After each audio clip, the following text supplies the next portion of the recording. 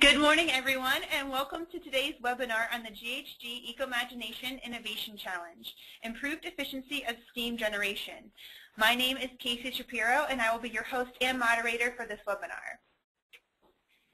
At this time, I'm going to briefly go through the agenda for this webinar.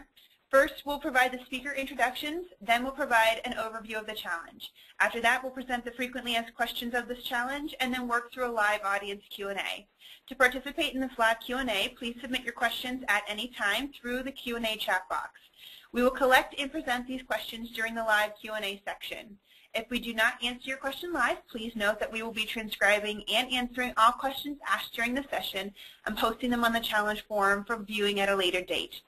Finally, we will wrap up with information on what you can do today for the challenge, including where to register, how to stay connected, and how to submit your proposal. Now, I'm pleased to welcome the following speakers to our webinar this morning. From GE, we have Lisa Ralph, Open Innovation Operations and FastWorks Integration Leader, and Chris Wong, Engineer at GE Heavy Oil Solutions. And from Nine Sigma, we have Eloise Young, Senior Program Manager.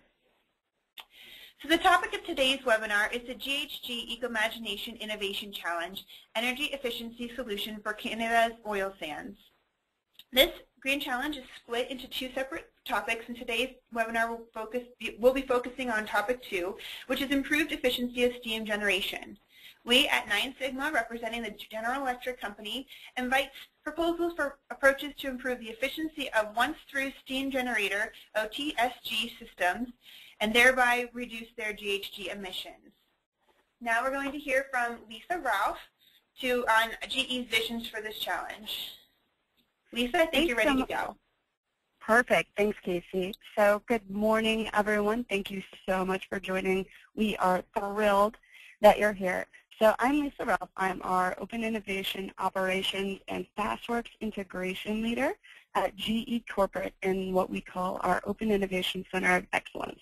So that is a lot of words, but essentially what I do is scan the landscape both inside and out of GE to qualify our best practices and our processes, as well as manage a diverse set of open innovation campaigns on a day-to-day basis. So what I'll do now is essentially walk through, 1, what is open innovation at GE, and then 2, just a little bit about why we think this is a really, really cool Open Innovation Challenge, this GHG Eco-Imagination, and why we're really excited that you're here for it.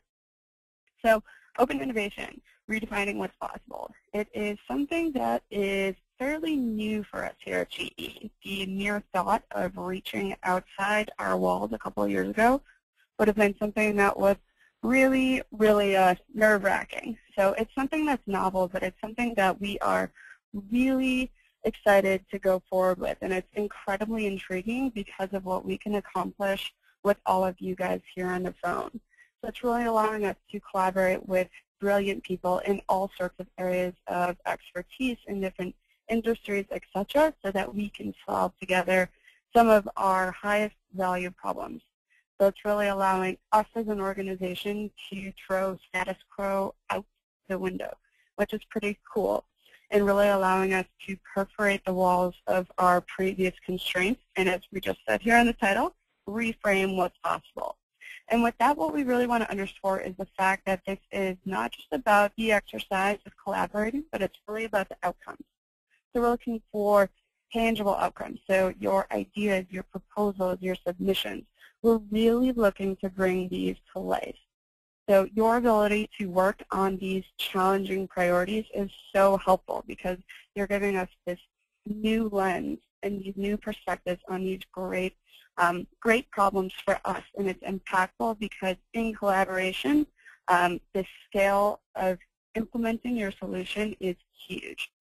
This is GE, so we do have a variety of businesses across our conglomerate. So just in terms of cross-pollinating, there's a huge scale in volume, as well as there is a huge scale because it's global, which is really neat because whether you're in India or Canada or Brazil, your solutions have the impact, or the opportunity to impact people across the globe, which is something I personally think is neat.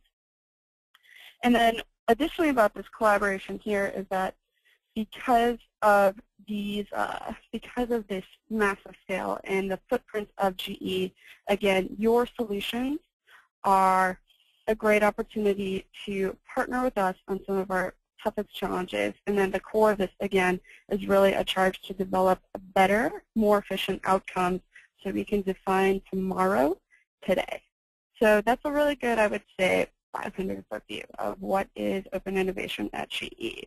But what we'll dive into momentarily, and what we're all probably interested here, is what exactly are we doing with it? It's a great vision, but how do we take this down a notch, and how do we really make this into something more tangible? So the way we're doing that is with our GHG Eco-Imagination Innovation Challenge, so energy efficiency solutions for Canada's oil sands. So as Casey mentioned just a few minutes ago, this was split into two topics. The one we're focusing on today is topic 2. That's the improved efficiency of steam generation. So why this is neat is the fact that Canada, as you'll see here, is actually the third largest oil producer, has the third largest oil reserves in the world. And a high concentration of that is in Alberta's oil sands. So with this high concentration of oil comes a challenge, and a critical one at that, which is being able to extract this heavy oil out of the earth. So previously, or I guess years ago, some technology was developed that actually did work quite well. It was producing 1.9 billion barrels of oil per year. That is a lot.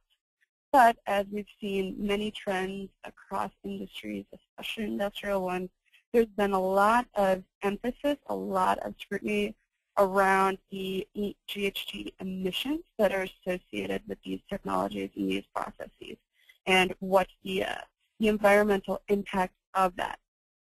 So we're asking ourselves, and we're asking you to help us say, how can we advance these processes, how can we improve these processes, and how can we do them better? And here we're asking, how can you improve the efficiency of steam generation? So what's neat here, and as I mentioned in the previous slide, is that is the scale of impact of your solution. So as we can see on this page, this challenge is an opportunity to improve the way 1 billion barrels of oil are produced each year, and that is just in Canada alone. So it's an amazing accomplishment to apply your technology here, as well as not too shabby for the environment as well, which is just as important. Great, thank you so much, Lisa. Now we're going to go ahead and put it over to Chris, who is going to give us some insight on the technical aspects of this challenge. Chris, I think you're ready to go. Thanks. So on the screen here, I'm just going to walk you through a little bit of background and context setting for where the technology fits and how it's applied, and then I'll walk into the specifics of the challenge and what kind of improvements we are looking for in the responses. So on the screen is a mock-up of a 30,000 barrel a day SAGD facility.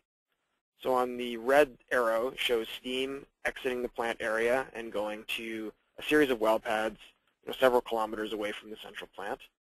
Steam is injected underground. It warms up the oil, and the oil is collected in a separate well bore. This emulsion, returning back to the plant in this brown arrow in the upper part of the screen, is a mixture of water and oil. In the first step, the oil and water is separated. The oil goes to an oil treatment step, and then off to transportation and sales. The water goes to a recycle water treatment step, where it is prepared for recycle and steam generation. Typical SAGD facility uses once-through steam generators, OTSGs, to produce steam, which is then diverted back to the well pads for injection. And we're going to focus in on the OTSG step highlighted in yellow. If you go to the next slide, please. Thanks. So here's a simple mock-up of what an OTSG looks like. It is a water tube boiler fired by natural gas, indicated in the yellow arrow at approximately 82% efficiency, higher heating value. Water enters the system. It's heated in the convective section, and then follows through the radiant section, and then 80% quality steam is produced. This steam is then separated to produce 100% quality steam, which is then sent to the well pads, and the remaining water is sent to secondary steps and disposal. So we're looking for technologies in this space that improve energy efficiency, reduce GHG emissions, and these are some key items that they can be retrofittable to existing units, so they need to be demonstrated on an existing OTSG within the next 5 years. And we'd like them to operate, obviously, with high reliability and be able to accept feed water quality typical of SAGD facilities. Now, you're probably wondering what kind of feed water is typical for SAGD facilities. So on the link below at www.cosia.ca, COSIA.ca, there's a plethora of information on feed water quality, OTSG sizes, what the overall scheme looks like, and quite a bit of detail. And all that information is publicly available. There are a number of other resources you can tap into, both online and in literature. So I'd encourage everyone to take a look at both that website and to do some of their own searching as well. The information available is plentiful, and it is extremely valuable in catering your proposal for this particular application.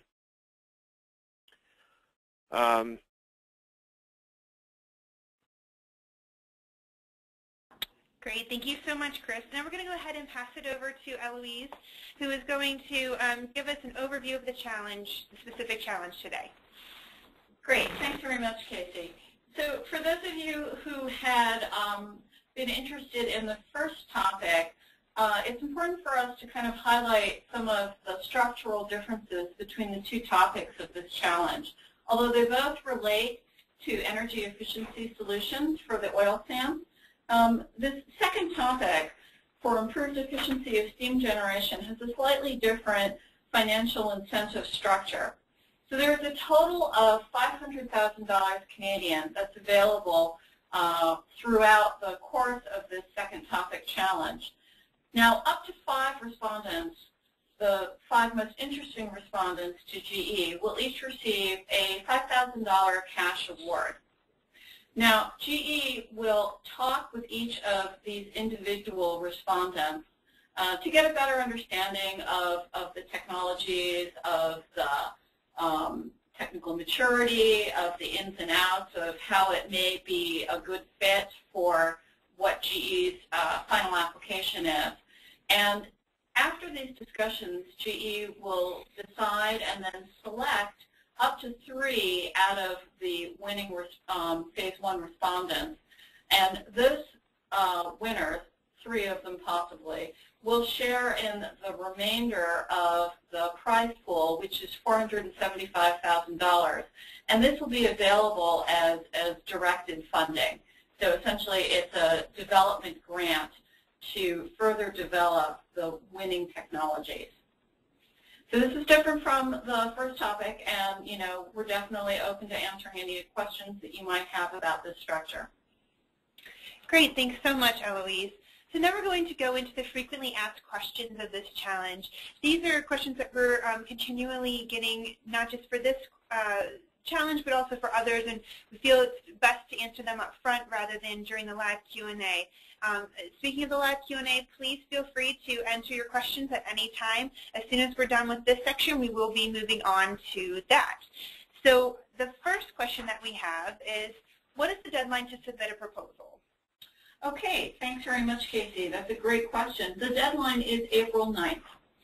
And, which is a great segue into how do I submit a proposal. Sure. The deadline is April 9th. So that means that you need to submit through our online portal.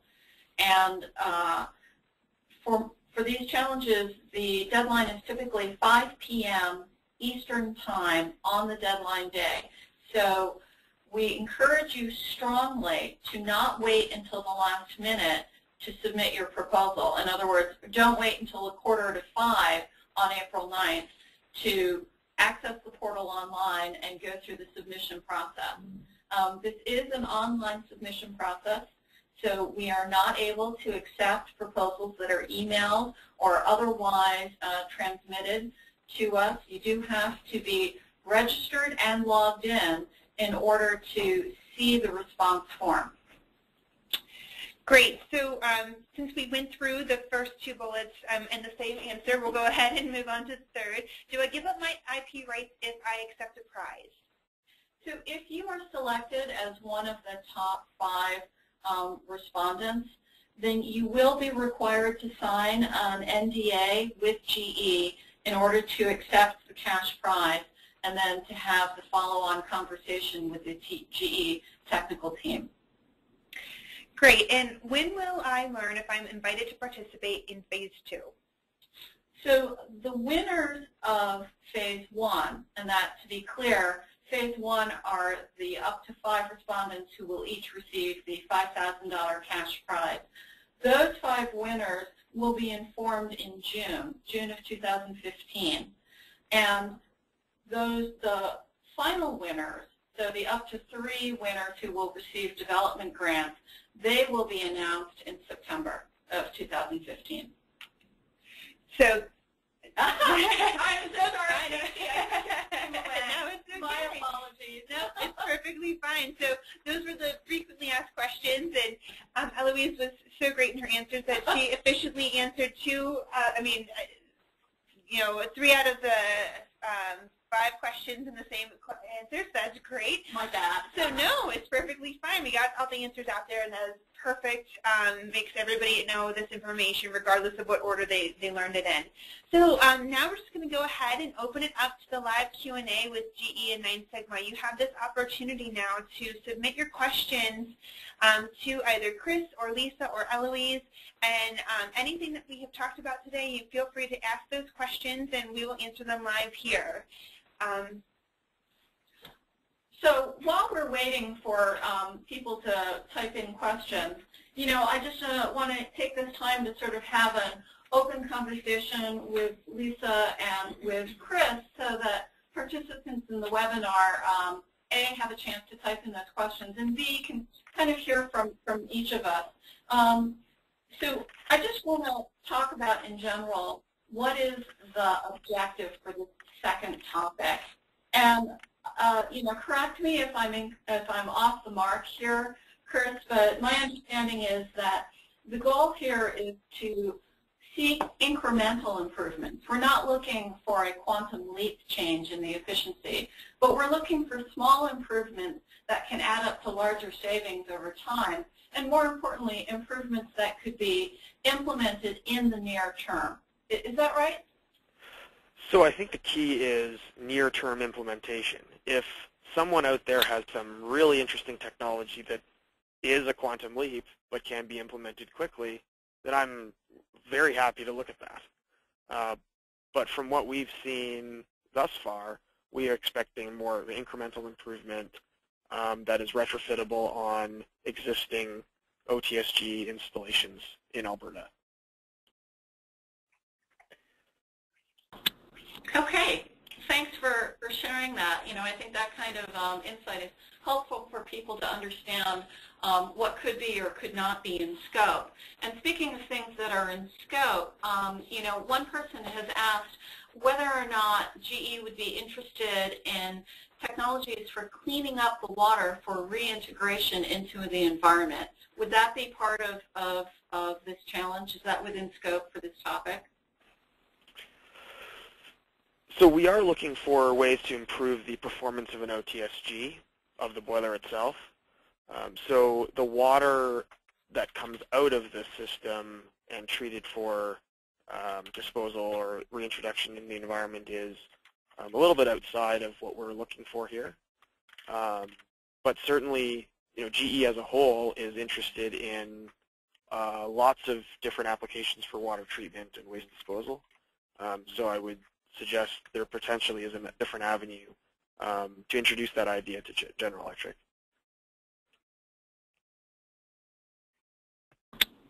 Okay, so it sounds like it it might not be within scope, but it also sounds like GE might potentially be interested in those types of ideas, correct? Yeah, I think that's right. I think that's definitely okay. So another question is, what exactly is it that GE would like to have optimized? Is it the burner? So it's not just the burner, it's the overall performance of the system. So, you know, we put a certain amount of water in the boiler, and the effective transfer of energy from natural gas in this case, only a certain percent of it is transferred into creating steam. And we were trying to improve that balance, as well as the emissions per BTU of steam created. So it's that balance. I mean, does the burner have an influence on that? Absolutely. So if there's technologies around the burner or the distribution of heat inside of the OTSG that can improve the performance, we would certainly be interested in that. Okay, so it sounds like it's not just the burner, it's anything that can create that efficiency improvement. Exactly. So it could be, you know, it could be a burner improvement, it could be the geometry improvement, it could be a tube improvement, it could be, you know, any number of things. It could be all those things together even. It could be sensors to allow you to operate the OTSG differently in a more optimized situation. So these are all things that, in my mind, are, you know, potential opportunities. I just don't think that we have visibility to what those technologies would be to address that.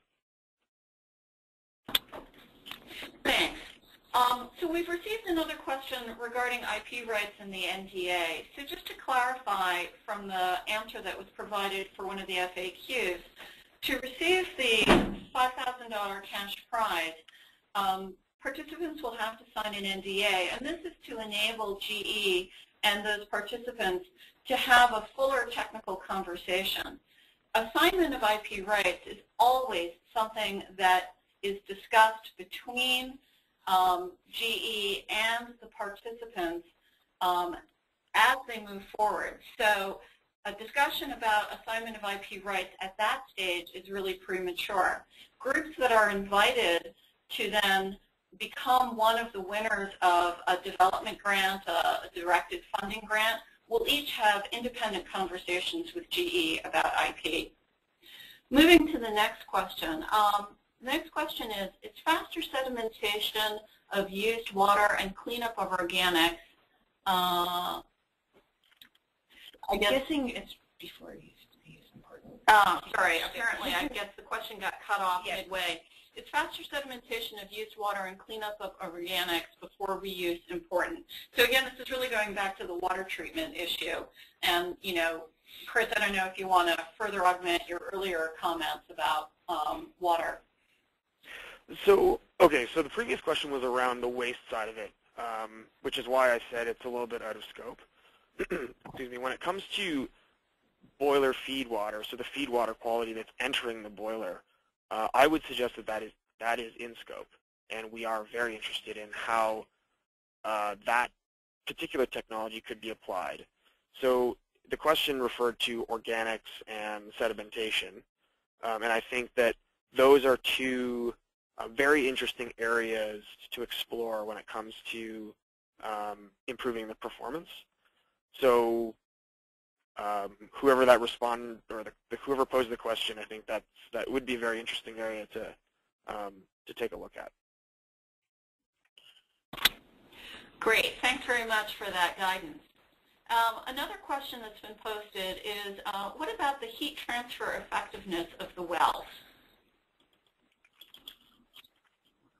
So how do I answer this question? So we are focused on boiler efficiency.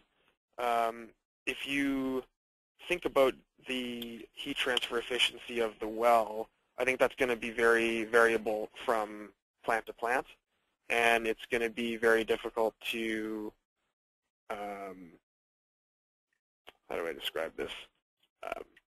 It's very difficult to include that in the scope of this project because we are trying to focus in on retrofittable technologies for an OTSG, things that happen at, you know, in the wellbore or in and around the well pad, we're opting to keep that separate for now.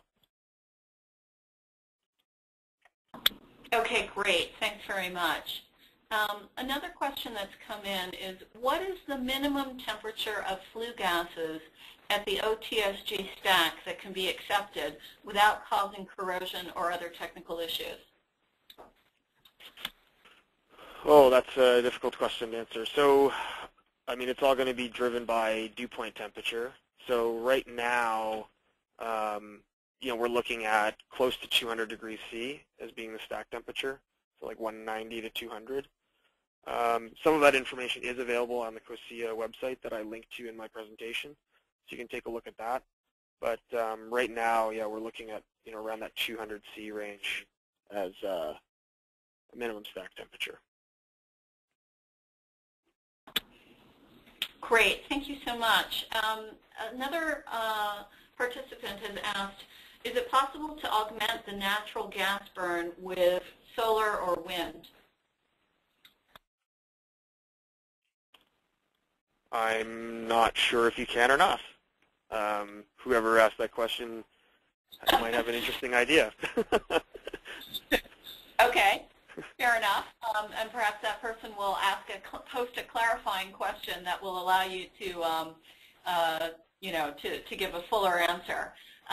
Meantime, somebody is asking, are there any existing envelope specifications? You had mentioned that retrofittable is of interest. So what is the geometry that you need to fit to? So there's lots of, like I said before, there's lots of detail on the dimensions of an OTSG available publicly. So I won't go into that in a lot of detail. I think what we're getting at there is the worry from the technical team is that we'll see proposals that involve having football field-sized technologies that are quote-unquote retrofittable. So, you know, there had to be some criteria placed on the physical dimensions required to achieve a certain amount of efficiency gain.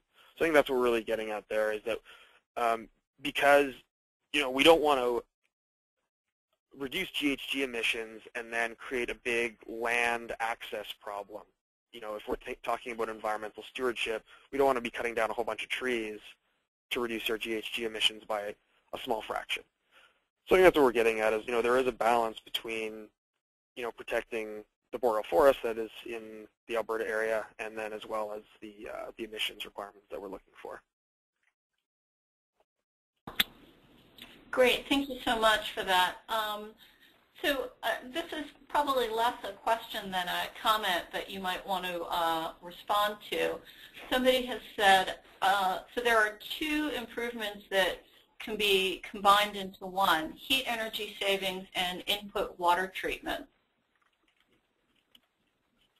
I don't know if that's a yes or no, or if that's, that doesn't sound like it's in scope. So I agree. Like, that is a true statement, that there is probably more combinations than just that. There's probably several other combinations of ways to improve the overall efficiency of the system. So what would be, so I'm just thinking, you know, in the future, what would be amazing, so we're going to select a number of winners for development grants. It would be very interesting if those development grants were for complementary technologies that combined really made a step change improvement in the OTSG performance, and perhaps one in isolation was only an incremental improvement.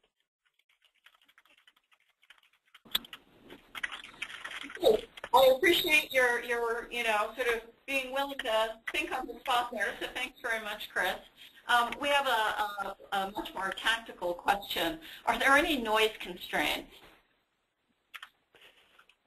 So there are some noise constraints. I'll explain this. There are noise codes that that most of the oil sands operators abide by, and those are, again, publicly available. I would suggest that with, I mean, I can't comment on the specific technology being considered, and that's the basis for that question, but I would suggest that the base technology could be very interesting, and with some novel engineering, noise could be mitigated to a certain degree. And I think that's what GE brings to the table, is some of that novel engineering. Okay. And so you said that there are definitely limitations that are in place. And is that something that could be found at the COSIA.ca site that you had referenced earlier? I believe so, yes. Okay, super. Are there any other resource sites that might be helpful to the participants in the webinar that you can think of off the top of your head? So I think another key one, and this comes back to maybe the question about wind and solar, is Environment Canada. So the ambient temperature, the radiant energy from the sun, like all that kind of information for the Fort McMurray area of Alberta, Canada, is available at Environment Canada.